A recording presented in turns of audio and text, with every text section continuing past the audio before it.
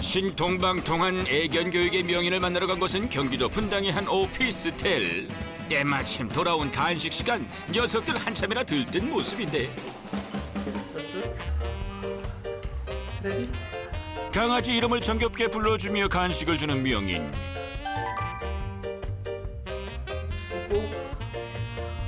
강아지들 역시 자신의 이름이 불리길 조용히 기다린다. 뭘 하고 계신 거예요?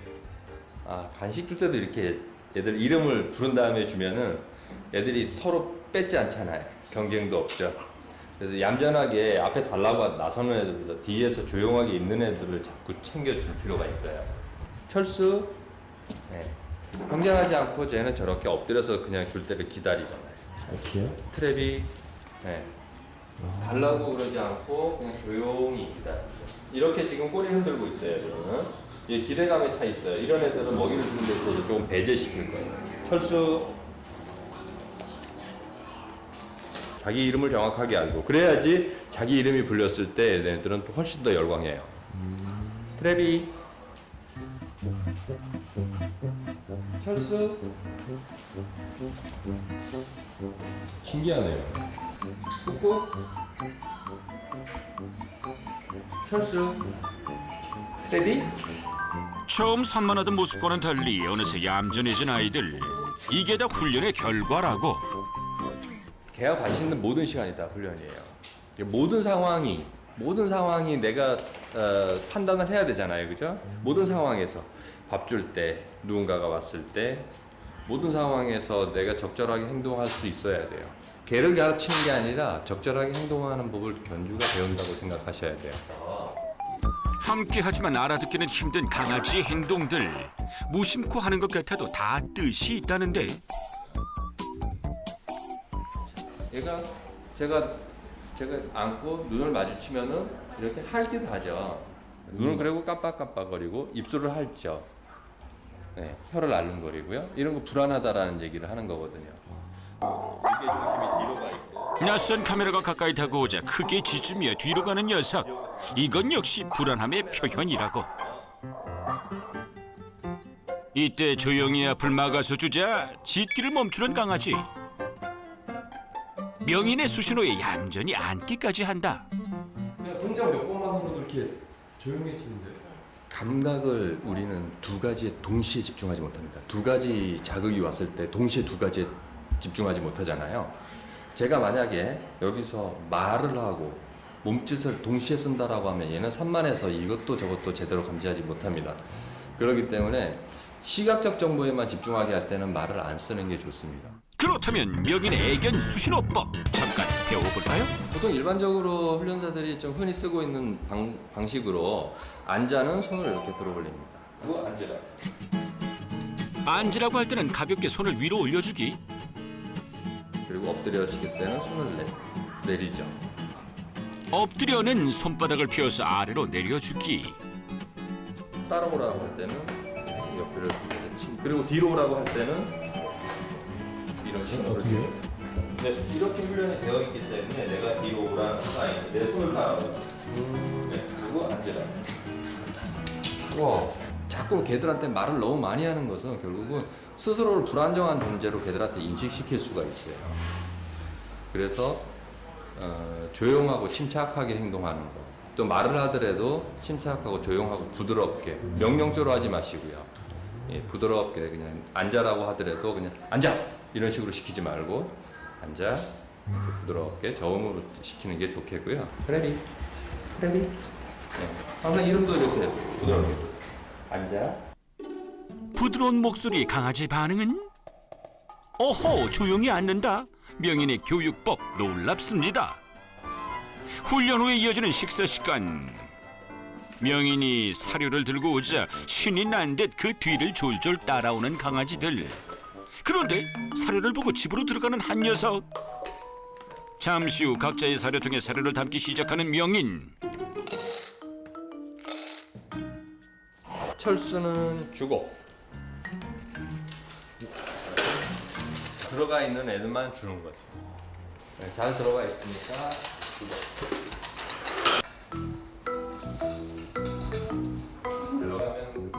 밥을 먹기 위해 집 안으로 들어가는 녀석들. 그렇다면 이런 식사 교육은 어떻게 가능한 걸까?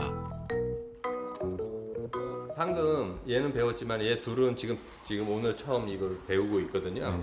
근데 불과 우리 지금 다 해봐 20분 정도밖에 안 됐지만은 얘네들은 이걸 배웠어요. 20분 만에 배운 식사 교육 비하인드는 이렇습니다. 20분 전 훈련소에 들어온 지 얼마 안 되는 뿌꼬와 엣지. 평소 음식 보채기가 심한 두 녀석의 식사 훈련이 시작됐는데 얼른 밥 줘요, 밥! 아저씨, 배고파요! 참, 어디가, 앉지 말고! 애타는 짖음에도 모른 척 무관심하게 대하는 명인. 3분이 지나고 5분이 지나고 8분이 지나도 여전히 무표정 무반응인 명인. 10분이 돼도 아무런 반응 없이 서 있기만 하는 명인. 이때 슬쩍 일어나 집으로 들어가는 녀석. 그제서야 먹이를 챙겨주는데 그리고 똑같이 반복되는 행동. 어느덧 옆에서 지켜보던 녀석 역시 자신의 집으로 들어간다. 따라가서 바로 먹이를 주는 명인. 이런 20분간의 교육이 있었기에 집안에서 식사하는 예절을 배우게 된 것이라고. 처음부터 무작정 시키면 애들이 못 알아듣잖아요. 그리고 자꾸 그렇게 사인을 주면은 애들한테 생각할 시간, 기회를 뺏는 거죠. 예. 그렇기 때문에 저는 약간 힌트만 약간을 주고 그다음에 그냥 기다려주죠. 아예 움직이질 않아요. 그러니까 제 손도 조금도 움직이질 않아요. 저는 기계가 되죠. 그래서 목표에 조금이라도 진전이 있으면은 제가 그냥 반응을 보여줄 뿐이죠. 네, 꼭 칭찬이 아니어도 내 반응이 곧 칭찬이거든요. 네, 우리는 꼭 옳지만이 칭찬이라고 생각하는데 이제 그 고정관념을 조금 버리시면은 조금 더 훨씬 더 빠른 결과를 낼 수가 있죠. 함께 걸어가며 운동도 하고 스트레스도 푸는 산책 시간. 새로운 환경을 즐길 수 있게 자유를 누리다가도 이름을 부르자 바로 달려오는 강아지. 이렇게 기본적인 산책 훈련이 되어 있어야 서로에게 더욱 즐거운 시간이 될 수 있다고. 이제 어떤 분들은 안쓰러워서 걔가 가자는 대로 다 따라가 줍니다. 네. 그런데 그렇게 되다 보면 걔들은 책임감을 갖게 되죠. 자기가 주도하게 되잖아요. 가는 방향이라든지 이런 것들을. 그러다 보면은 오히려 산책이 걔들을 위해서 한다라고 하지만 별로 좋은 산책이 되지 못할 수 있습니다. 분명히 산책은 걔를 위해서 하는 겁니다. 그래서 나와서 집안에서 무료함을 좀 달래고 신선한 자극을 좀 경험하고 그러기 위해서 나오는 거지만은 필요에 따라서 내 옆을 따라 걷게 하고 또 내가 허락해서 냄새도 맡게 해주고 이런 부분을 좀 가르쳐야 돼요. 그래서 항상 따라오게 만드는 훈련을 좀 가르쳐야 되는데 제가 팁을 좀 한 가지 알려드릴게요. 함께 걸어오다 강아지가 앞에 가져 멈추는 명인. 제가 앞장서면은 멈추세요. 그리고 돌아오면 옳지. 얘가 멈추면은 칭찬을 하세요. 근데 먹이를 줄 때 내가 뒷걸음질 쳐서 여기서 주세요. 옳지. 제가 멈추면은 보상을 하기 때문에 얘는 자꾸 제가 멈추면은 따라서 멈출 겁니다. 그리고 연상을 하겠죠. 먹이를 분명히 저 뒤에서 줄 거야. 함께 걸어가다 잠시 멈추고 한 발 뒤로 물러서며 먹이를 주는 훈련. 이것을 반복하면 앞서 가려는 강아지를 멈추게 할 수 있다. 인내가 있어야 되겠어요. 네, 그게 제일 어려운 부분이죠. 우리 훈련에서 두 가지가 필요한데요. 타이밍, 일관성. 근데 이 두 가지 다 사실은 쉬운 건 아닙니다. 특히 일관성 있게 뭔가를 지속적으로 한다는 것은 자기하고의 싸움일 수 있어요. 그렇죠? 자기한테 엄격해야지 얘한테도 그 룰을 적용할 수 있죠. 저도 쉽지 않거든요. 저도 쉽지는 않지만은 저도 지금도 노력하고 있습니다. 사랑스러운 반려견을 변화시키는 힘은 사랑과 인내라는 것 여러분 잊지 마세요. 행동 교정이 필요한 강아지가 있다는 연락에 먼 곳까지 찾아왔는데 과연 의뢰견에겐 어떤 문제가 있는 걸까? 계세요. 안녕하세요.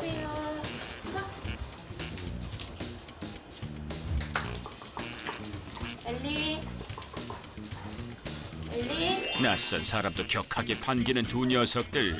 대체 이 귀여운 강아지들에게 무슨 문제가 있을까 궁금해지는데 강아지들이랑 어울리기는 잘 어울리는데 이제 사람 근처에 오는 강아지들, 다른 강아지들한테 위협적으로 하거나 아니면 이제 자기 마음에 안 드는 이제 무언가를 봤을 때 쫓아가서 괴롭힌다거나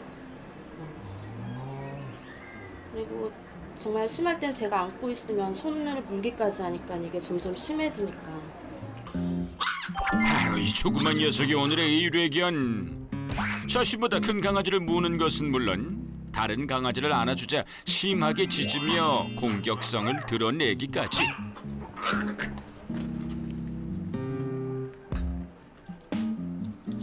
언제부터 그랬나요? 저희 데려올 때는 안 그랬거든요. 근데 애견 카페를 어렸을 때부터 사회성 길러준답시고 많이 다니고 산책도 하루에 한두 번씩 다녔었어요 맨날. 의뢰견의 모습이 담긴 동영상을 보는 명인. 그 속에는 다른 강아지가 쫓아오자 도망가는 의뢰견의 모습이 담겨 있는데 얘는 계속 놀자고 하지만 얘는 계속 외면하고 있죠. 그죠? 다른 것에 정신 팔리는 그냥. 얘는 다른 개와 놀고 싶지 않아요. 그리고 이제 좀 알아두셔야 되는 거는 네. 내가 남들보다 조금 더 잘할 때 네. 그 게임을 하고 싶어 합니다. 그게 경쟁이 포함돼서 그러거든요. 얘는 다른 애들이 놀자고 하지만은 자기가 질 건 뻔해요. 힘으로도 딸리고. 그 놀이를 얘는 좋아할 리가 없어요. 다만 공격할 자신도 없으니까 그걸 그냥 피하고 싶지만 피할 수도 없고. 의뢰견을 위한 마법 같은 솔루션 지금 시작됩니다. 솔루션 첫 번째 경쟁 구도 없애기. 경쟁 구도에 놓지 않으려고 하면은 서로의 이름을 정확하게 알게 하고 거기에 그 룰에 맞춰서 견주분이 행동하셔야 됩니다. 모카 서로 경쟁을 안 하게 돼요. 엘리 둘 다. 옳지. 두 번째 상냥하게 대하기. 항상 개들한테는 상냥하게 대하시라는 겁니다. 개들한테 우리가 명령조로 대하거나 강한 자극을 주는 것은 결코 좋지 않습니다. 예를 들어서 급격히 강아지를 안는다던가 너무 이쁘다고 꽉 껴안는다던가 얼굴에 막 뽀뽀를 한다던가 뭐 이런 행동들은 개들한테는 굉장히 두려운 그런 자극이 됩니다.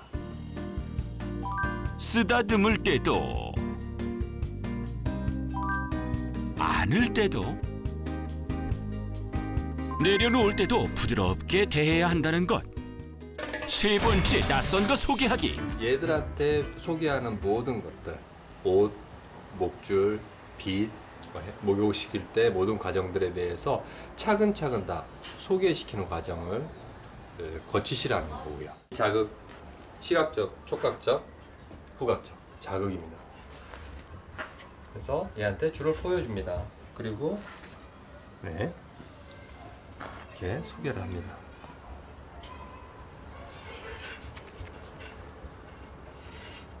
이렇게 바닥에 놓아줍니다. 먹는 사이에 이렇게 채우게 됩니다. 이제부터 촉각적 자극을 경험시키는 겁니다. 아주 부드럽게 줄을 살짝만 이끌면서 이렇게 그 방향으로 따라오면 먹이가 주어진다라 느낄 수 있게 이런 과정을 거치죠. 하는 일이 다 끝나신 거예요. 아니요, 아직은 이제 견주분이 하실 일인데 저는 지금의 이제 이 개들이 변할 수 있다는 가능성만 보여드렸어요. 이건 끝난 게 절대 아니에요. 이제 견주분이 배우셔야 됩니다. 직접 해보셔야 돼요. 네 번째 견주가 직접 해보기. 오늘 배운 대로 침착하게 실행에 옮겨보는 견주. 모카? 옳지. 그러자 어느새 확 달라진 의뢰견.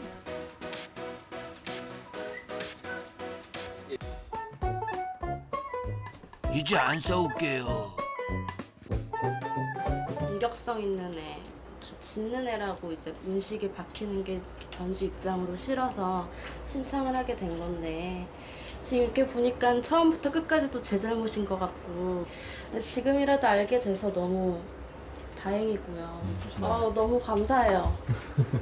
그래요. 네, 감사합니다. 하시다가 궁금한 점 있으면 언제든 네. 전화 주시고요. 네. 모든 일을 마치고 집을 나서는 명인. 그의 얼굴엔 흐뭇한 웃음이 감돈다. 수고하셨습니다라는 인사는 많이들 하는데 감사합니다라는 인사를 듣는 경우는 많지 않은 것 같아요. 근데 대부분의 분들이 감사합니다라고 인사를 해주세요. 저도 감사하죠. 네. 저도 그나마 남한테 그래도 도움이 되는 일을 하고 살고 있구나 싶은 그런 뿌듯함이 있어서 하는 거죠.